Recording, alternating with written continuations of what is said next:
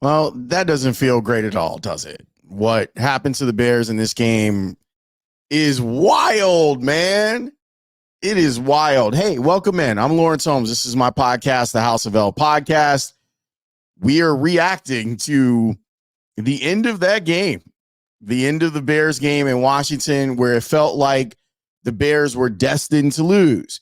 And then it looked like they were destined to win. And then they ended up losing. We are brought to you by Remy Martin. I got the Remy Martin cap on. We have given away some Remy Martin swag. I got to figure out, they actually got me this sign. Let me see. For the people who are watching on YouTube, let me see if I can at least hold up the sign for you. Show some love. Look at this. Look at this. We are out here balling with this partnership. Shout out to Remy Martin. This sign is amazing. For those of you who are just listening to the podcast, I now have an electric Remy Martin sign. For those of you on YouTube, you can now see it. It lights up. But I haven't figured out how to hang it yet because I like my little wall of pictures. But maybe over there, we can find a space for our awesome electronic Remy Martin sign. Even giving me like the spooky look. I got the spooky look going on. So shout out to everyone who watches on YouTube.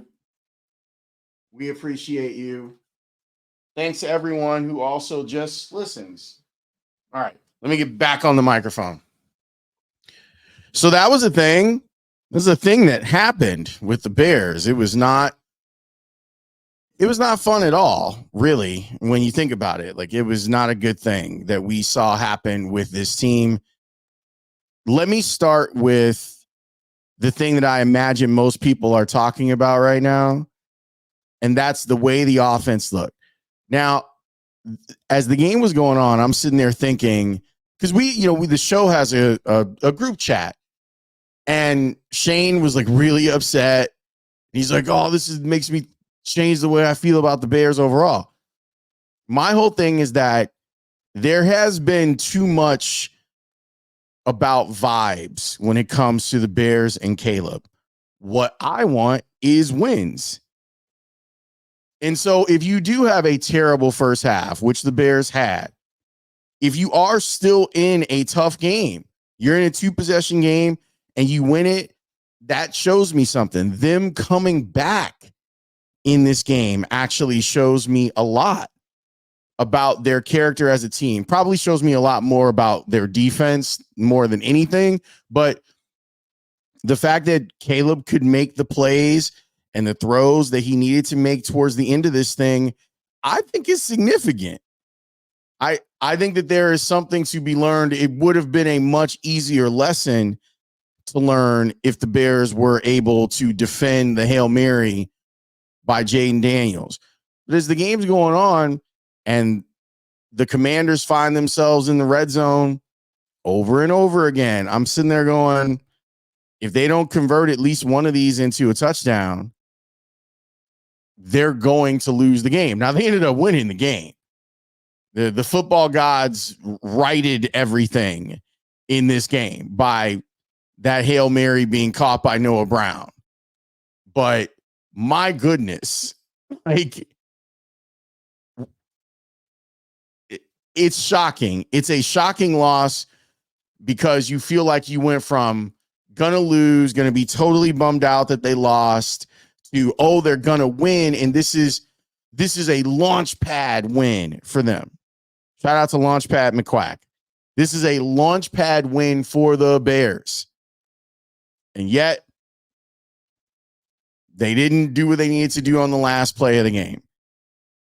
To be losing the game and then have a chance to win it, and you lead and you get the lead with under a minute to go in the game. It's your first lead of the game.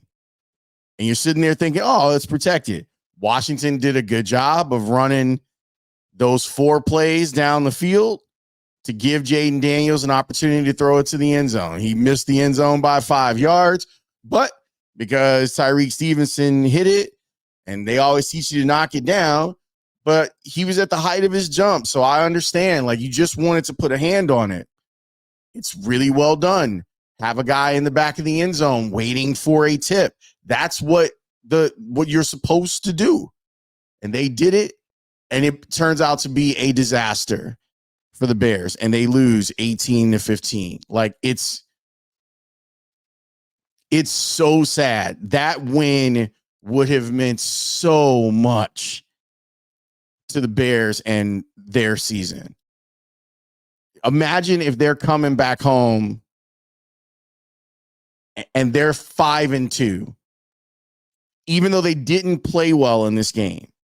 Imagine what that feels like with them getting ready to go to the desert.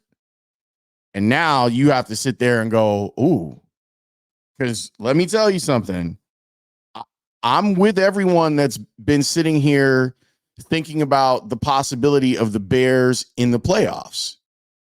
Like, I'm right there with you. Like, I'm like, okay, now we've reached this point where we can start dreaming a little bit. That means you have to pay attention to the NFC. And what went on in the NFC today, not great for the Bears. One, you lose a game to a team that you're theoretically chasing for a wild card spot. Washington may end up winning the division. We'll see. But the other team in their division that you have to pay attention to is the Eagles.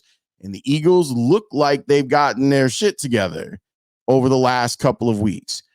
Arizona wins a game that maybe people thought they weren't going to win.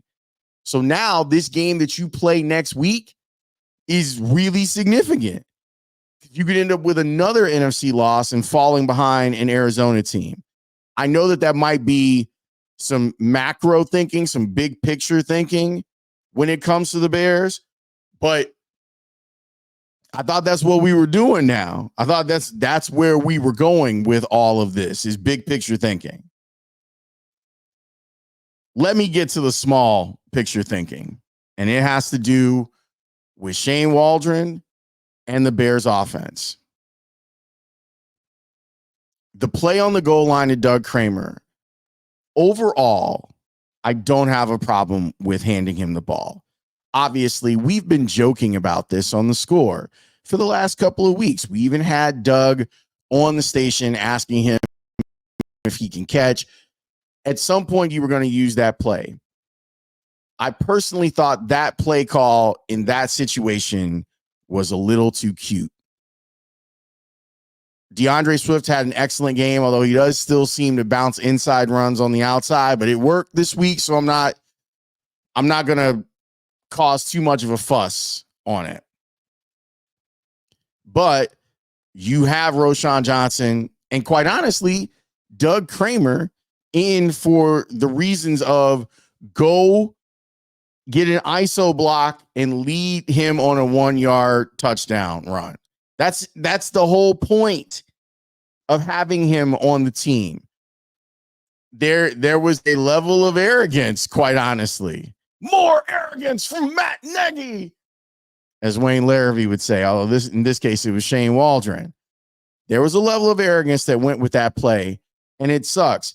And I don't know who, it felt like maybe Caleb could have waited an extra beat because he's dealing with Kramer and he's not dealing with Roschon or DeAndre Swift or Khalil Herbert.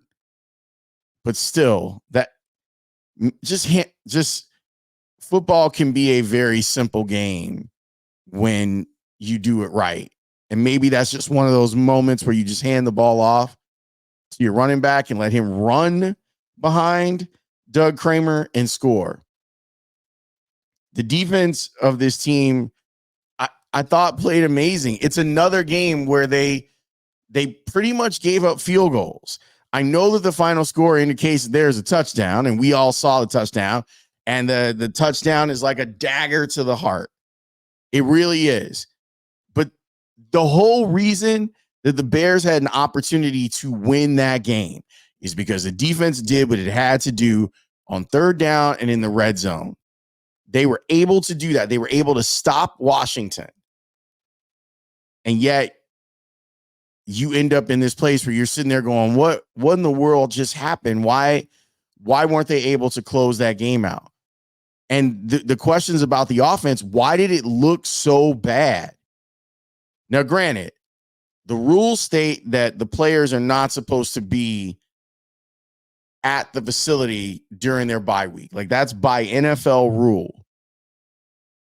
You would think, though, with an early start, meaning this past week, they started on Washington, like actually practicing it on Monday. So you had an extra day of, actually two, let's call it 2 extra days of practice, because on Wednesday, your players are fresh and not coming off of a game. So you had 2 extra days to practice this, and this is what the offense looked like. It looked super clunky. Caleb looked uncomfortable, and let me tell you at least why I thought he looked uncomfortable. I'll have to go talk to some experts and look at the tape again. But here's what I thought. And you can let me know in the comments if you agree. I thought Washington did an amazing job of mugging the A-gap and showing Caleb Williams looks he wasn't ready for. So the A-gap, either side of the center, right? You're watching guys get in there, and then the Bears did a good job of trying to figure out, are they in man or in zone? And a lot of times teams do that. They use motion to do it. So they motion players over, and it looks like with them blitzing the A-gap that they're going to be in man. They even send someone with the motion man to make it look like man coverage. And sometimes it wasn't, and it messed him up. There were times when you saw him go, oh, man, I thought I had something I didn't. And then you had the breakdowns of plays, him having to run for his life, him throwing the ball. That was the thing that was most disappointing in watching this game, is even when he had time, he sailed some throws, he rushed some throws, and that's how you end up with his statistics at the end of the game. Caleb Williams was 10 for 24. That's real bad. Less than 50% completion, 59.9 passer rating. He did make up for it a little bit with his ability to get out on the move. He had 10 rushes for 41 yards. That's too many for me. I really didn't like at the end. I didn't end up mattering. I didn't like at the end that they ran like 2 QB draws, or Caleb saw something he didn't like and took the ball down twice down there. Like it really, I was like, ooh, this feels like you should be trying to get the ball to Keenan Allen in the end zone. They ended up doing that. They got a flag, and then they got themselves in the end zone. But if you walked away from this game going, what's Shane Waldren doing? I don't have a good answer for you. I don't understand how they looked so bad against a defense that wasn't great. This was Washington's best defensive game of the year. They did a great job of shutting down the Bears offense. Now, DeAndre Swift got over a buck. He was fantastic in this game. But when you look up and you see 10 completions for a guy that's pretty good or been playing pretty well, Cole Kmet caught 1 pass in this game. It's a big catch.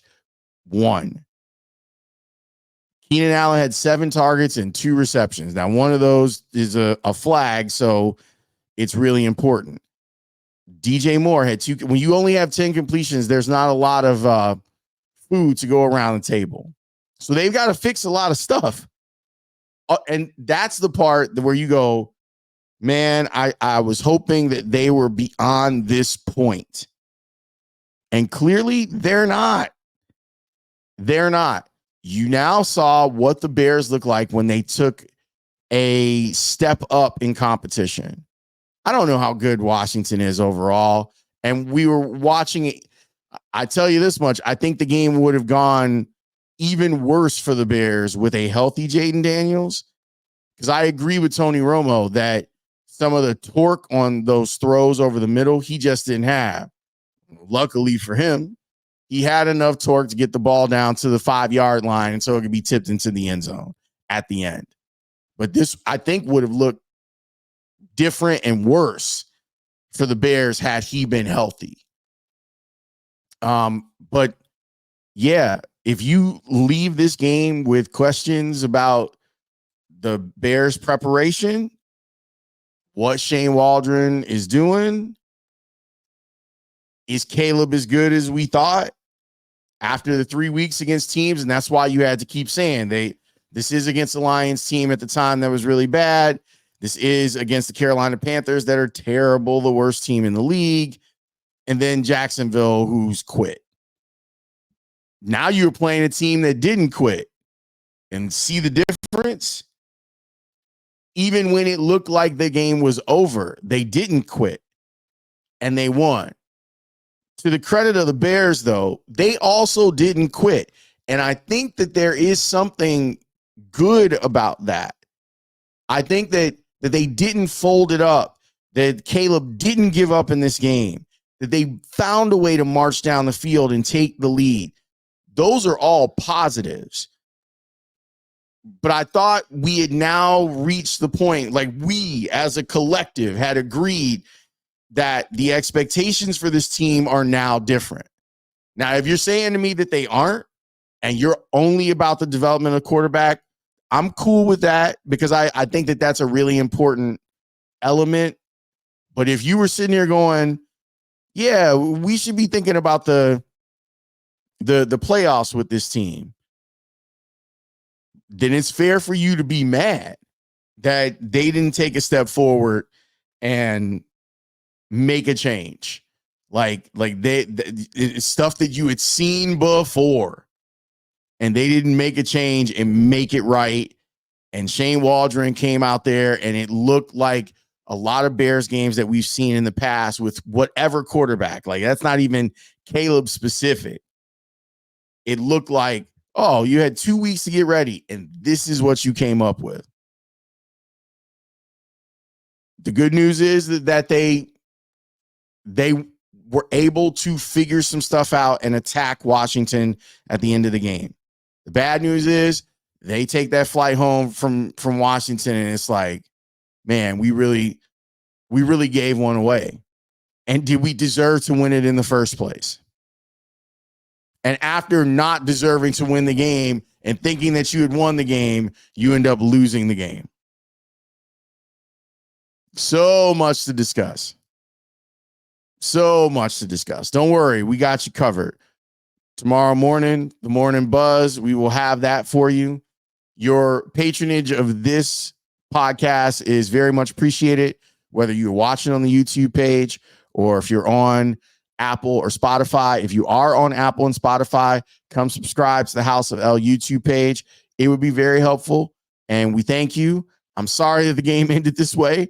I know that it sucked. I could feel it. I could hear my neighbors groaning at the end of that game. It wasn't that type of groaning. Groaning because the Hail Mary had been answered. I know Chicago is hurt right now. But there is another game next week, and this podcast will be in Arizona next week for that game. And I think I'm going to be at the game. So we'll do our best. And I know that you will too, to try to get over this. But this is going to be a week of us spending a lot of time talking about some things that didn't go right. And it's a shame because it could have been a, man, they really escaped this one type of week. But it ain't going to be that. It's going to be some people calling the radio show saying Matt Eberflus should be fired. What's Shane Waldron doing here? The quarterback ain't good. So I'm ready for it. You should get ready for it too. I'll talk to you next time. Peace.